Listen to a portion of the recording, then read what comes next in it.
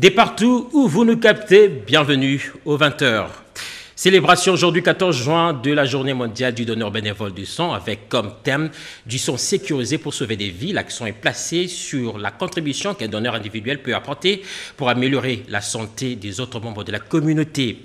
Les désordres constatés dans la fixation des prix de biens et produits sur le marché ainsi que les difficultés qu'éprouvent des agriculteurs pour approvisionner des grands centres de négoce en produits agricoles, surtout faute de routes agricoles en état de délabrement très avancé, font l'objet de notre rubrique dossier. Voici les titres de ce journal magazine. À présent, l'actualité.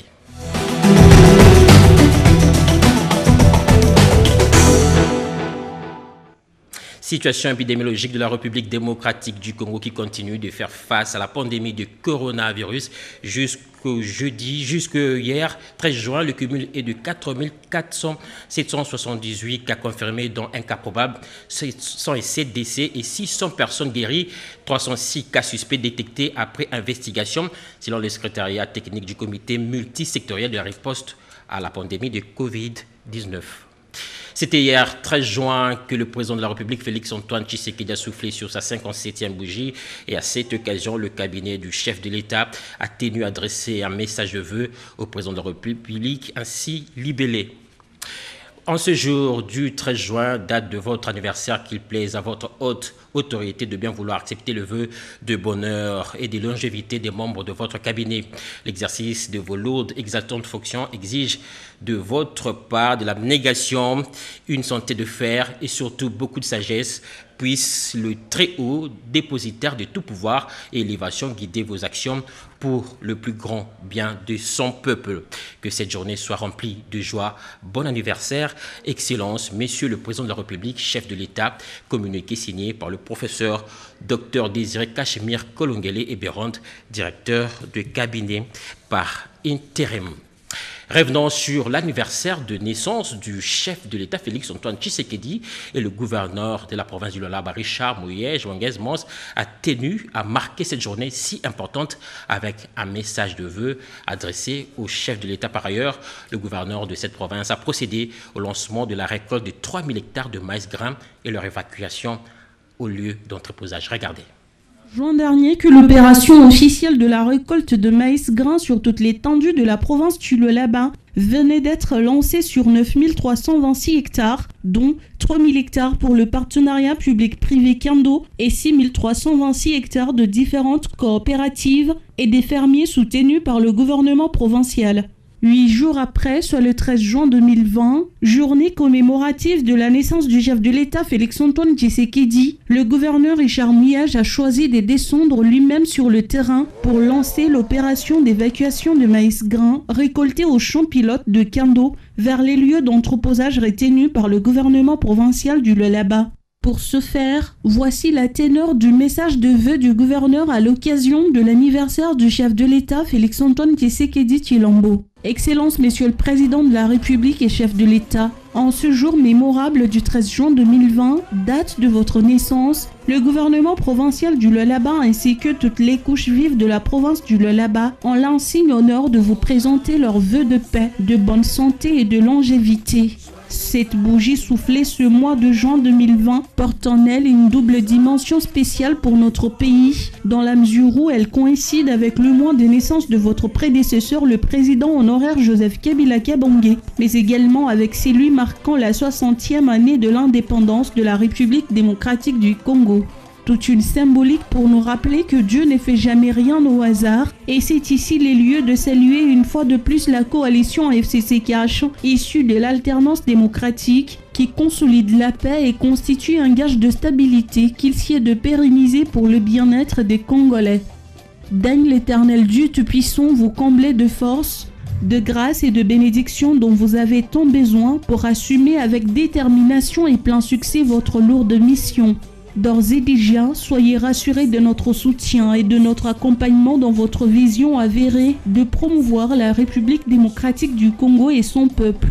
Un message fait en cette journée du 13 juin. L'agriculture reste un secteur porteur d'emplois et de revenus et en cette période de crise liée à la Covid-19, la production de l'Office national de produits agricoles du Congo, ONAPAC, est en baisse. Et pour relancer les activités de cette structure étatique, le ministre de l'Agriculture, Joseph-Antoine Kasonga, vient de donner des instructions fermes. Serge Mata nous en parle. Le secteur de l'agriculture est également touché par cette crise sanitaire liée au Covid-19.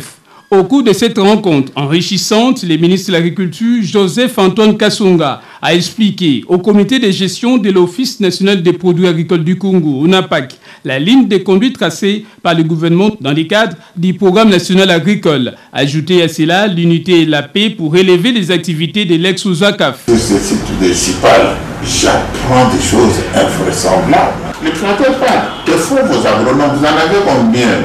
Bien avant cette séance de travail avait eu lieu dans la sérénité. La cérémonie de remise reprise entre le directeur général intérimaire sortant Simon Ntiona et le nouveau directeur général entrant de l'ONAPAC, Guy Bompaté, après sa réhabilitation par les conseils d'État, ceux en présence du secrétaire général à l'agriculture.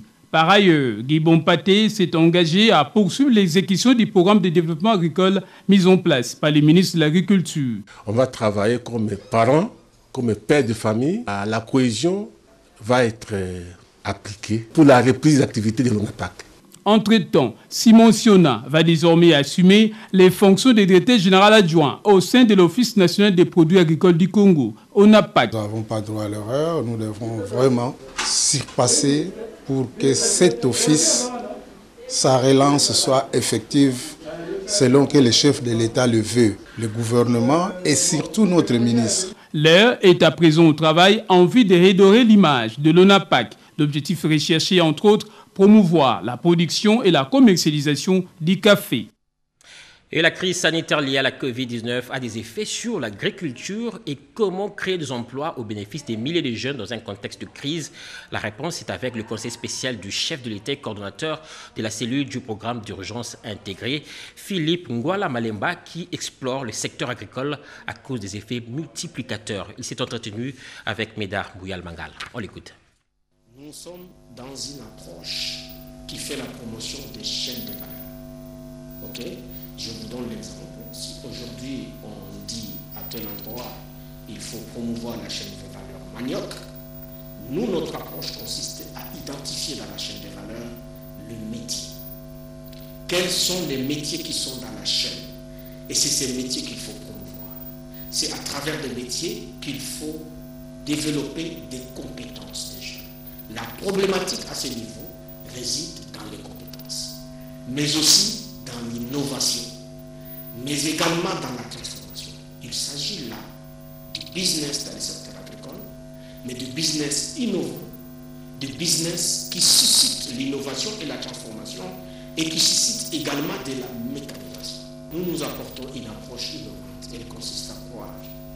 Regardez, monsieur Médard, de manière générale, quand on parle de l'agriculture, des activités agricoles, des programmes agricoles, très souvent on se limite à ce que j'appellerais du générique et du général. Aujourd'hui, si nous commençons à faire de la professionnalisation dans les métiers du secteur agricole, nous susciterons la création d'une masse critique des compétences des jeunes qui vont soutenir ces métiers et qui vont créer de l'innovation dans le secteur agricole. Et nous allons lire ce message du collectif 24 adressé à la hiérarchie de la radio-télévision nationale congolaise. Monsieur le directeur général, le collectif 24, plateforme des organisations de la société civile congolaise travaillant principalement sur le droit d'accès à l'information comme droit de l'homme fondamental et gage de bonne gouvernance, salue et note avec satisfaction la retransmission en direct des audiences en rapport avec le procès opposant la République démocratique du Congo et l'équipe de gestion du programme prioritaire de 100 jours du chef de l'État. Le collectif 24 qui avait demandé en son temps, comme toutes les autres organisations de la société civile, cet exercice qui permet le peuple congolais d'avoir accès à l'information vous félicite pour cet acte qui prouve le nouveau dynamisme dans la gouvernance de la chaîne publique au service du public. À cet effet, nous nous engageons de travailler pour apporter notre contribution dans le changement de perception qu'a la population envers votre établissement d'utilité publique et vous encourage dans cette lignée de faire de la RTNC ce cadre fédérateur du 4e pouvoir qui garantit le droit à l'information et à la liberté d'expression pour tous. Agréé, Monsieur le Directeur Général, l'expression de nos sentiments patriotiques. Rendons-nous à l'Équateur qui connaît une résurgence de la maladie à virus Ebola qui sévit déjà dans cette partie du pays. Le gouverneur de cette province en a parlé avec le représentant spécial adjoint du secrétaire général des Nations Unies et résident et humanitaire de la MONUSCO qui a par la suite visité quelques structures sanitaires devant accueillir des cas d'Ebola et de Covid-19. Son arrivée en Mbandaka, les représentants spéciaux adjoints du secrétaire général des Nations Unies, coordinateur résident et humanitaire de la MONUSCO, David Karl, et sa suite ont été accueillis par les gouverneurs des provinces Bobo Boloko Bolumbu au bâtiment administratif du gouvernorat. Il s'en est suivi une séance de travail qui a connu la participation du président de l'Assemblée provinciale de l'Équateur ainsi que d'autres autorités provinciales. À l'issue de l'audience lui accordée par les gouverneurs des provinces, les représentants spéciaux adjoints du secrétaire général des Nations Unies, coordonnateur résident et humanitaire de la MONUSCO, David Karl, a livré à la presse ce qui suit. La raison de ma visite aujourd'hui, c'est de venir avec une équipe humanitaire pour explorer avec son Excellence le gouverneur l'assistance que la province Équateur a besoin maintenant pour faire face à la pandémie d'Ebola, mais aussi à Covid-19. Avant de regagner Kinshasa, rappelons-le que les représentants spéciaux adjoints du secrétaire général des Nations Unies, coordinateur résident et humanitaire de la MONUSCO et sa suite, avaient visité quelques structures sanitaires ciblées pour la prise en charge des patients atteints d'Ebola et de Covid-19 dans cette partie du territoire national. La délégation de l'action Denise Nyakero Tshisekedi, une structure auxiliaire de soutien aux actions de l'épouse du chef de l'État, est allée apporter une assistance en termes de vivres et non-vivres aussi des kits sanitaires aux personnes vivant avec handicap du centre Sénaprop dans la commune d'Indjili, nous dit Rodépanda. Sous la coordination de Dadi Bokambulu, une forte délégation de l'action Denise Nyakero ADT, composée des membres du bureau, est allée visiter les personnes vivant avec handicap du centre Sénoprofi implanté à Tchangou dans la commune d'Indjili au quartier 7. C'est une visite de réconfort et de soutien à cette catégorie de personnes vulnérables en cette période de confinement nous imposée par la maladie à coronavirus. Au nom de la première dame, cette structure auxiliaire d'appui et d'action de la Fondation Nyakero a, par le canal de son coordonnateur, Dadi Bokambulu, remis un lot de vivres à toutes ces personnes handicapées et démunies du centre Sénaprofi. Ensuite, l'équipe de la délégation constituée de Madame Eli, Ekofu, Lucie, Perrault, Shindani et Delton, avec en tête le coordonnateur Dadi Bokambulu, quelques explications ont été données à ces vulnérables dans le cadre de la sensibilisation pour la lutte contre le coronavirus. Quelques centres pour aveugles ont bénéficié également de cette visite. La première dame, avec son grand cœur, ne cesse de penser aux siens. Nous sommes que le main. Tout qu'aujourd'hui, c'est l'anniversaire de son mari, le président de la République, Félix Antoine Tshisekedi Tshilombo. Et maman a préféré nous envoyer dans des champs, dans les fermes. C'est l'action de la première dame, la maman de tous, de la République démocratique du Congo. Dadi Bokambulu, coordonnateur de cette structure de soutien et d'action à la Fondation Denise Nyakero, a annoncé que ce projet prend en compte toutes les personnes vulnérables sans distinction. Après la ville-province de Kinshasa, cette initiative va s'étendre jusqu'en province.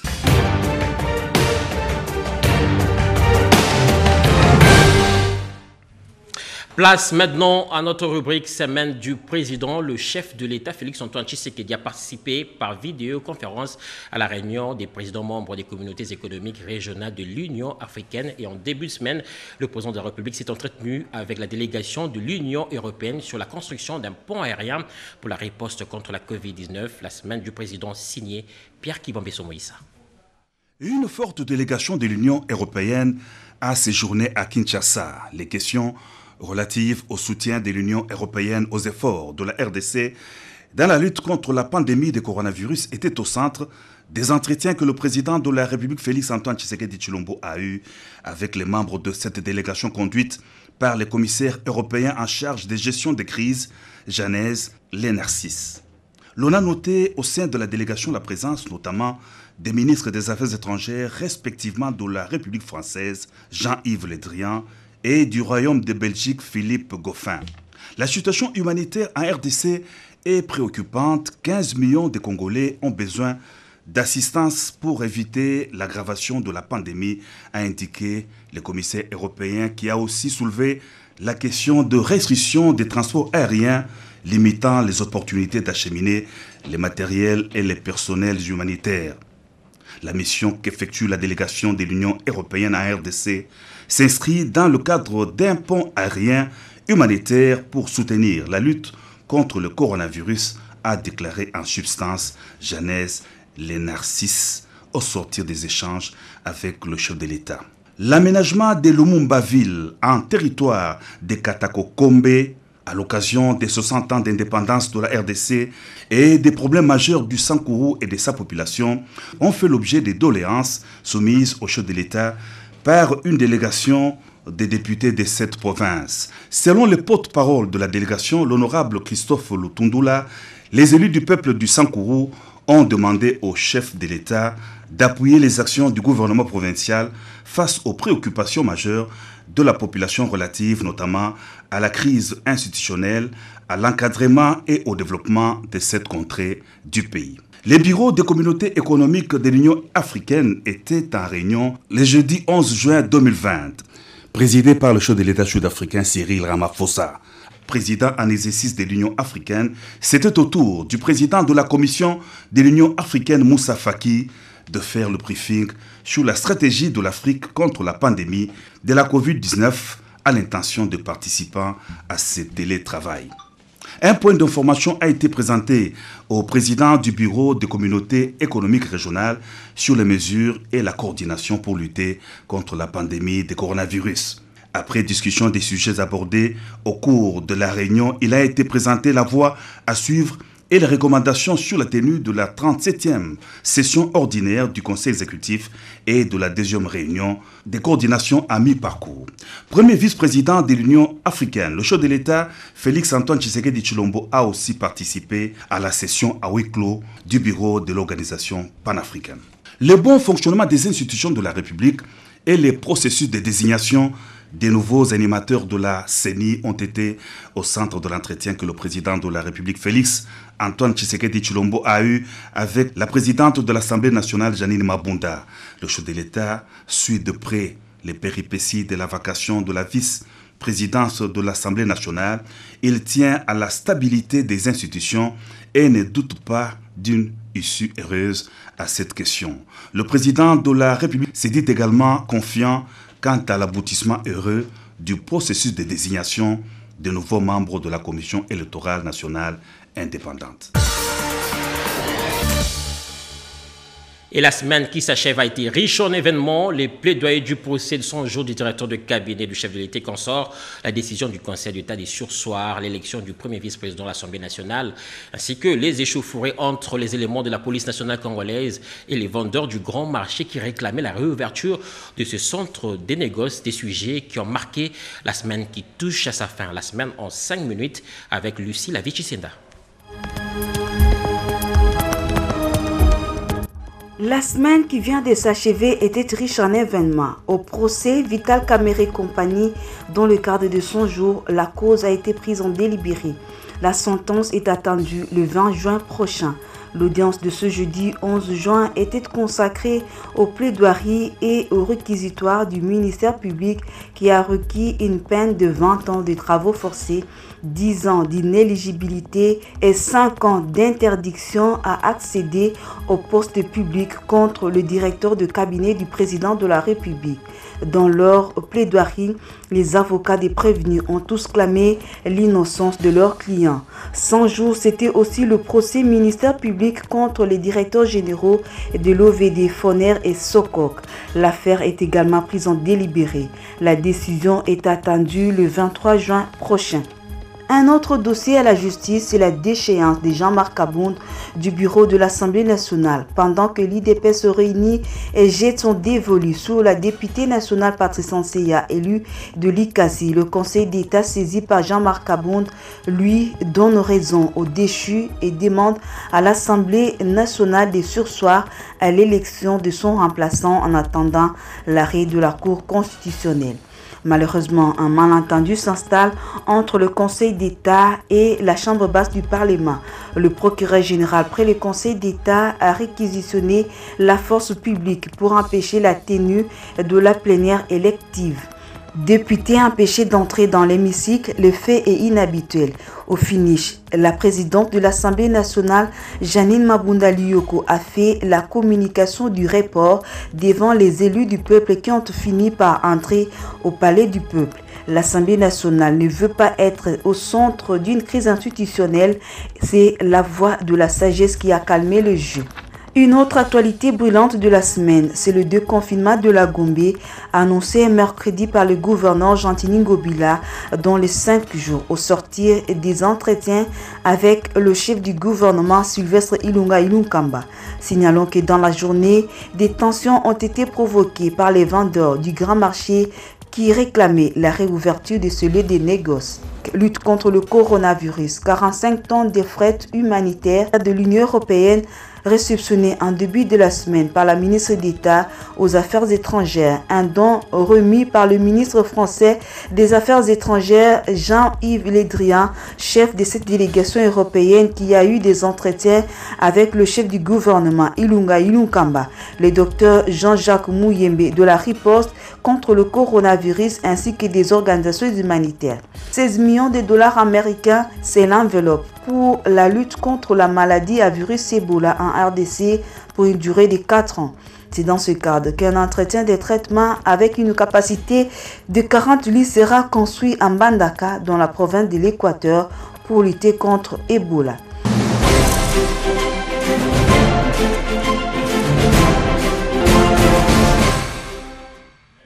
Le premier dossier de ce journal s'intéresse au non-respect de la fixation des prix des denrées alimentaires par rapport aux normes et mesures de référence à Kinshasa qui impactent négativement sur le marché national et international. Et selon les experts, cette mauvaise pratique peut constituer un danger face aux défis de la mondialisation. Betty Amani. Un consommateur qui se rend sur le marché à Kinshasa et ailleurs est surpris par la diversité de produits et même de prix. Rien qu'en prenant comme l'exemple le pain, chaque boulangerie fixe le prix en tenant compte de son propre grammage. En parcourant le supermarché et le marché, les consommateurs découvrent que chaque maison et vendeur impose son propre prix sans se référer à aucune norme et mesure. D'où la question, pourquoi ces désordres dans la fixation de prix? Un peu plus loin, dans la vente de farine, de l'huile, des arachides, des chenilles et d'autres denrées alimentaires, on constate que les vendeurs recourent à ces normes pour fixer le prix. Mais comment expliquer cette situation qui touche les territoires nationaux? Cette situation, elle est une situation particulière à la République démocratique du Congo. Nous tous, nous savons qu'à un certain moment, l'informel a beaucoup plus du poids dans l'économie et c'est comme ça qu'il y a eu ce genre d'habitudes qui se sont installées. Mais le ministère est interpellé sur cette question parce qu'en fait, c'est au ministère de conférer la qualité légale à un instrument de mesure. Nous prenons par exemple nos thermoflash qui sont maintenant à la mode. Ces thermoflash, quand vous arrivez, on vous dit la température indique 36,5 ou 36, 37, 38. On vous dit, vous avez 38, rentrez. C'est une mesure qu'on vous a donnée. Donc, c'est ça ce qu'on appelle, en des termes simples, métrologie. Si la République démocratique du Congo se veut compétitive sur le plan commercial et économique, dans la sous-région ou dans le monde, la métrologie et la normalisation s'avèrent indispensables dans le sens qu'elle occupe une place incontournable dans la marche vers le développement durable et les systèmes de management intégrés. Les mesures interviennent dans presque tous les domaines et de manière particulière dans le commerce. Lorsque par exemple, vous vous rendez dans une boucherie, vous voulez acquérir de la viande, vous allez donner la quantité. Cette quantité, elle est mesurée et c'est par kilogramme. On va vous fixer les prix par rapport au kilogramme. Voilà comment est-ce que les mesures interviennent dans le commerce. Avec une législation lacunaire, la RDC est encore sujette à plusieurs défis dans son intégration économique et émergence. Les mesurages n'ont pas encore une référence adéquate ou un fonds légal. C'est ainsi que sur le marché, il y a des mesures instables et forfaitaires comme Écolo, Sakombi, Mupiku, Turbo, Saki, ainsi de suite. Nous devons d'abord mettre en place un organisme national de normalisation. Ne peut être implanté au pays que dès que nous avons des lois. Tant que les lois souffrent au niveau du Parlement, nous ne pouvons pas avoir la facilité d'être plus opérationnels dans les secteurs. Il revient au ministère de l'Industrie, en attendant qu'il y ait un cadre législatif qui répond à ses activités, de fixer des cadres réglementaires. Et c'est dans cette optique que nous sommes en train de travailler. Il y a autant de projets d'arrêtés qui seront incessamment soumis à son Excellence Monsieur le ministre de l'Industrie. En RDC, il y a encore du chemin à parcourir. La définition de la métrologie est même encore un énigme pour les Congolais lambda. Les agriculteurs congolais éprouvent d'énormes difficultés après la récolte pour acheminer leur production vers des centres de négoce, faute des routes, des desserts agricoles qui sont dans un état de délabrement très avancé et aussi ont du mal à transformer leurs produits par manque de matériel. Ils lancent ici un cri de détresse à l'endroit des autorités du pays pour une solution définitive. C'est un dossier d'Angèle Mabiala. La République démocratique du Congo, l'immense pays de l'Afrique centrale, deuxième massif forestier mondial avec plusieurs millions d'hectares de terres arables, n'a pas droit d'être l'un des plus pauvres pays du monde où la population manque même à manger. Si Kinshasa a des légumes, c'est grâce à nous. Il faudrait que nos autorités pensent à réhabiliter nos routes et nous donner des moyens pour augmenter notre production. La vie est devenue insupportable. En dépit de son sol naturellement fertile, l'agriculture en République démocratique du Congo est reléguée pour des raisons non encore dévoilées. Le secteur agricole qui aurait pu propulser l'économie des pays stagne depuis l'indépendance. Les femmes rurales ainsi que certains opérateurs agriculteurs qui tentent l'affaire sont en difficulté. Car les quelques produits des principales cultures, notamment manioc, maïs, bananes et autres fruits comestibles pourrissent, faute des routes, des dessertes agricoles et des conditions de conservation et de transformation locales. Pour arroser nos légumes, nous partons puiser de l'eau très loin. Les engrais chimiques, pour en avoir, c'est un casse-tête. Quant à l'évacuation des produits, n'en parlons même pas. Nous demandons au gouvernement de prêter oreille à nos doléances. Compatissant aux nombreuses difficultés de ces femmes rurales, la ministre du Genre, Enfants et Familles réagit. Je suis en train de travailler avec mon collègue du développement rural puisqu'il faut d'abord que cette question soit résolue à son niveau pour que ces femmes qui ont déjà autant de difficultés pour produire ce qui assure la survie aient la possibilité d'évacuer ce qu'elles ont comme produit de leur champ. Les femmes qui sont dans cette activité de la production, il y a moyen d'ajouter quelque chose, par exemple en assurant la transformation. Et donc nous travaillons sur tout ça. Ces femmes comptent aujourd'hui même ceux qui sont dans des bureaux, hommes comme femmes. Si nous pouvons encore travailler, si nous pouvons tenir, c'est grâce à ce qu'eux produisent. Tout est paralysé par un système de transport intérieur médiocre qui entrave l'approvisionnement alimentaire en milieu urbain. Les Congolais en souffrent car sur les marchés, les denrées alimentaires sont rares, mais aussi leur prix galope. Ironie du sort, comment ce grand pays qui détient entre 80 et 120 millions d'hectares de terres cultivables, sans nécessité d'engrais chimiques, pouvait importer les denrées alimentaires des pays étrangers? Que faut-il pour faire du secteur agricole priorité des priorités? Contacter le ministre de l'Agriculture explique. Je remercie d'abord ces mamans pour le travail qu'elles font. Parce que si nous ne les avions pas, Je ne sais pas comment on aurait nourri les 15 millions de chômeurs que nous sommes dans la ville ici. Grâce à leur bravoure, nous avons des légumes tous les jours. Je sais que sous le soleil, sous des conditions difficiles, ils nous rendent un grand travail. Nous cherchons maintenant à alléger leur travail. Quoi que l'on fasse, on ne peut accéder au développement durable sans l'agriculture. Bien sûr, celle-ci n'est importante que si elle résout l'équation transversale agro-industrie et route des dessertes. Que font les ministres de l'Industrie, du Développement rural et des infrastructures, travaux publics et reconstruction pour consacrer le primat d'évacuation et de transformation locale des produits agricoles made in Congo? Dossier à suivre. C'est aujourd'hui, 14 juin, la célébration de la Journée mondiale du donneur bénévole de sang avec comme thème du sang sécurisé pour sauver des vies. Déjà 8 personnes sur 10 n'ont pas accès à la sécurité transfusionnelle et grâce aux dons des sangs anonymes, des vies entières sont sauvées et sécurisées. Ici, à Kinshasa, le Centre national de transfusion sanguine éprouve d'énormes difficultés pour répondre aux multiples demandes. Constance Mananga nous en parle. 32% des dons de sang proviennent des donneurs bénévoles, alors que les besoins en transfusion sanguine sécurisée dans les pays est de 700 000. Comment arriver à atteindre ces chiffres dans la mesure où les besoins non satisfaits en produits sanguins restent criants? Du sang sécurisé pour sauver des vies, ces thèmes de la Journée mondiale du don bénévole de sang interpellent tous à la mobilisation dans l'approvisionnement du sang, à la volonté de donner du sang sécurisé, mais aussi et surtout à la qualité de ces sangs. Et sans les donneurs bénévoles de sang, nous n'avons pas de produits sanguins à qualifier et à distribuer aux hôpitaux pour l'intérêt de nos populations. Ils viennent quand même faire les dons, mais il faut se dire que la tendance est en décroissance. Une journée dédiée à tous les donneurs de sang et qui donnent avec bravoure leur sang sans contrepartie.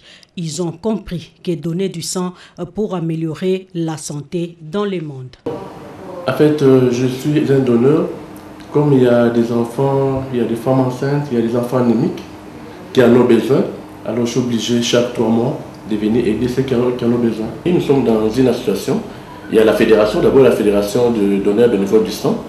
Et moi, je suis dans l'association FADOBES. Et régulièrement, nous organisons les collectes et on vient faire le don du sang. Répondre à l'exigence ou à la nécessité du sang, c'est ce que fait le programme national de transfusion sanguine. C'est un service spécialisé du ministère de la Santé publique qui a pour mandat de rendre disponible et accessible du sang de qualité sur l'ensemble du pays au profit de ceux-là qui en ont besoin.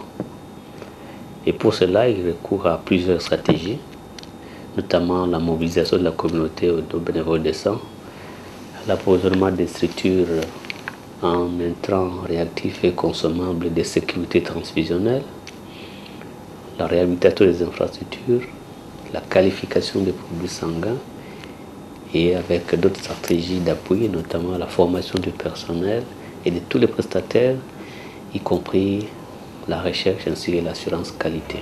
Cette structure technique du ministère de la Santé fait face à plusieurs contraintes pour mener à bon sa mission. Le gouvernement contribue à prendre en charge le sang national, mais il ne couvre pas les 100% des besoins, compte tenu des difficultés d'ordre multiples. Ce qui fait que nous avons toujours un besoin en réactif, un besoin en test et un besoin de capacité opérationnelle pour collecter du sang. Nous avons encore des besoins pour mobiliser davantage les donneurs bénévoles pour venir faire les dons.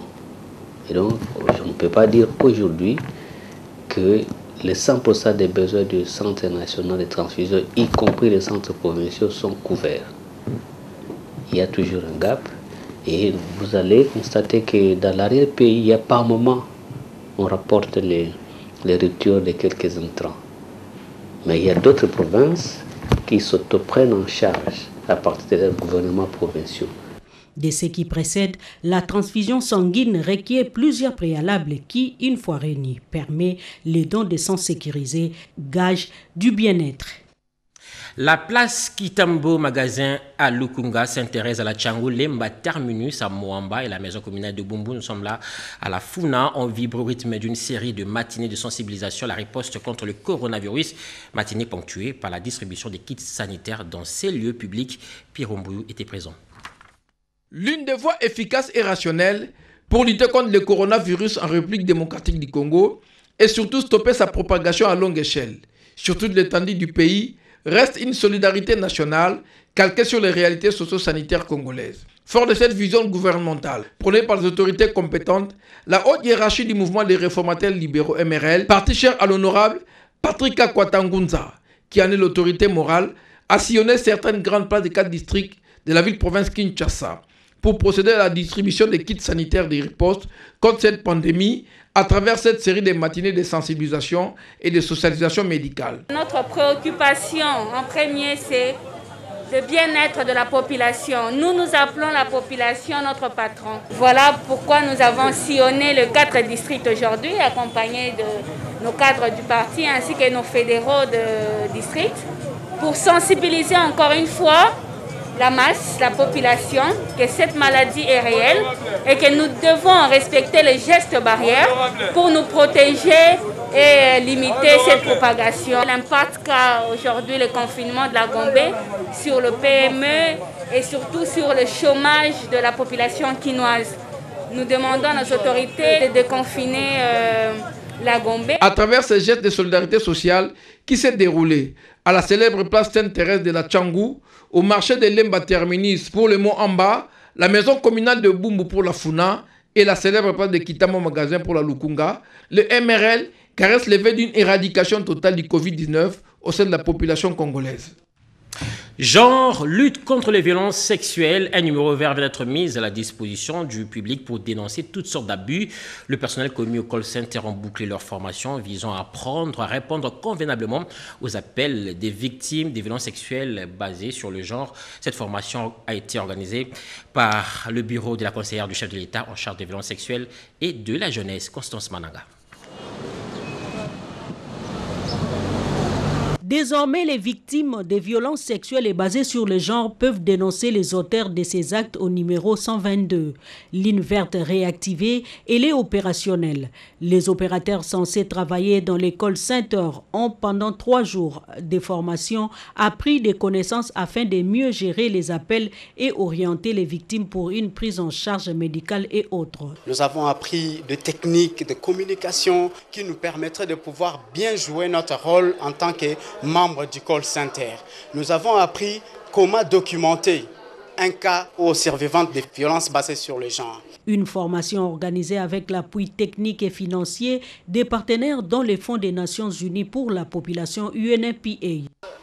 33 personnes au total ont participé à cette formation et parmi les participants à la formation, nous avons eu les psychologues, les acteurs sociaux, les assistants sociaux, les personnes travaillant dans les ONG et quelques membres du bureau de la conseillère spéciale du chef de l'État. Nous avons eu 5 facilitateurs qui ont développé plusieurs thématiques telles que la gestion des cas, l'accompagnement psychosocial, la communication, les compétences en communication, les questions de santé mentale développées par le Programme national de santé mentale, les questions de documentation, de suivi et évaluation des cas de VBG à distance.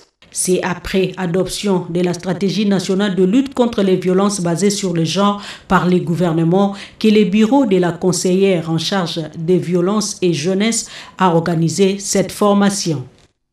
Et nous allons lire ce message de vœu de l'ARCA, autorité de régulation du contrôle des assurances, adressé au chef de l'État à l'occasion de son anniversaire.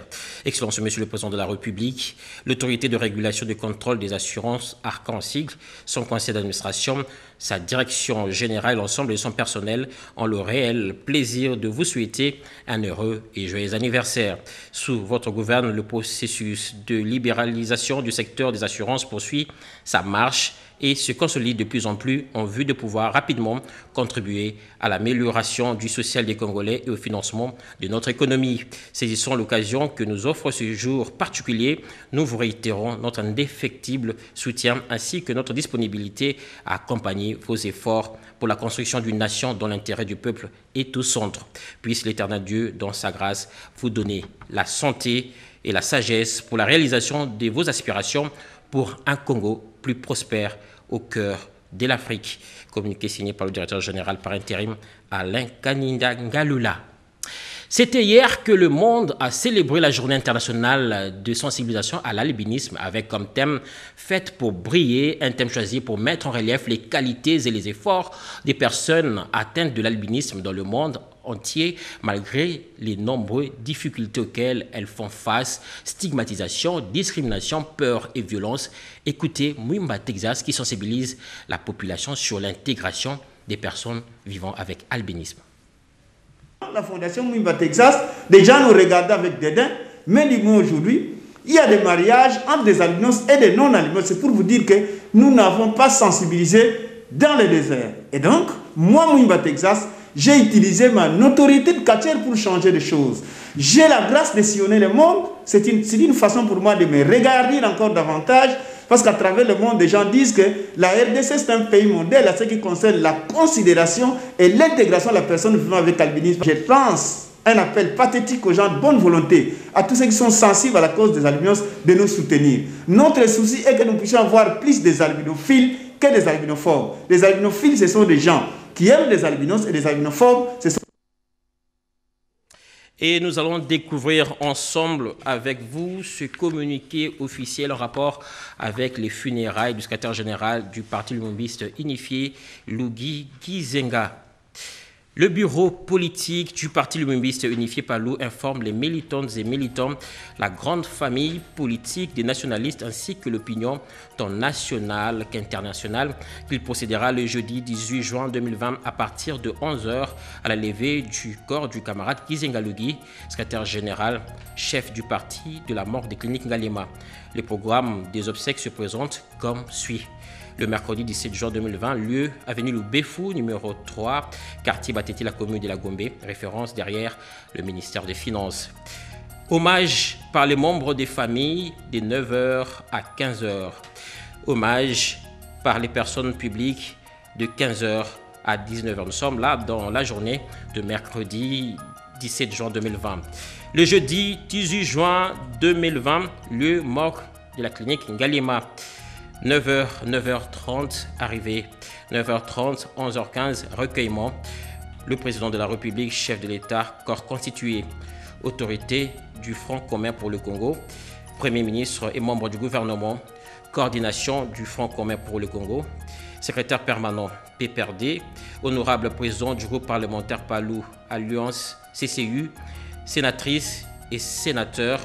Représentants des partis politiques alliés et autres, mandataires publics du Palou et autres, membres du bureau politique du Palou, membres du secrétaire permanent Palou, conseillers généraux du Palou, coordination des femmes guides nationalistes du Palou, coordination de la jeunesse nationaliste du Palou, chef des organes de base du Palou. 13h20, 14h, cérémonie d'inhumation à la nécropole entre terre et ciel. 16h, bain de consolation. Il est à noter que toutes les cérémonies et entrées à ces funérailles se dérouleront dans la stricte observance des mesures d'hygiène telles que dictées par le président de la République, chef de l'État, dans le cadre de la lutte contre la pandémie à coronavirus en République démocratique du Congo. Communiqué signé par le bureau politique du Palou, Sylvain Ngabou Chumbu. Ainsi se termine ce journal magazine. C'était un réel plaisir de vous informer. Nous dédions ce journal à tous les donneurs bénévoles des sons en ce dimanche 14 juin, 22h. Retrouvez Lucie Senda. Merci. Excellent suite de programme sur nos antennes. Renette Koulonga concourt à sa rédaction. Nous vous disons merci.